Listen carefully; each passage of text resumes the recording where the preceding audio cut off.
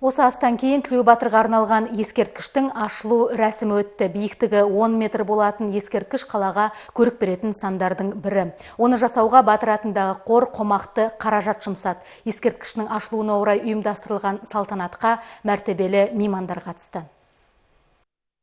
Елінің азаттығы мен жерінің тұтастығы үшін қан төккен батырлардың өшпес ерліктері ұрпақтан ұрпаққа жетіп, есімдері бүгінде аңызға айналды. Ел тарихындағы Тілеу Айтұлының есімі ұрпақтарының жадында жатталып, бүгінге жетті. Мен 10-шы ұрпағымын, осындай атаның ұрпағы болғаныма мен өте қуаныштымын. Бүгін толқып, осы тұрғанда шаққа сөйлеп тұрмын, бірақ та менің көңілім қуанышқа өте тола. Батырдың құрметіне қойылатын ескерткіштің құрылыс материалдарына ұзақ жылдарға шыдас беретін қола және қызыл гранит қолданылған. Игістің бастамасына куә болу үшін жиналғандардың қатары көп болды.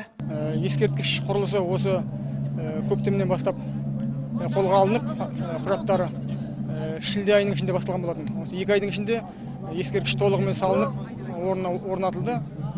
Мынау постамент, оның үстіндегі ескерткіштің өзін скульпторлар Шымкенттен жасап дайындап әкелді. Қаражат халықтың ұрпақтарының батырдың жинауыменен ұсынылды. Игі шарада көпшілік назарына театрландырылған қойылым ұсынылды.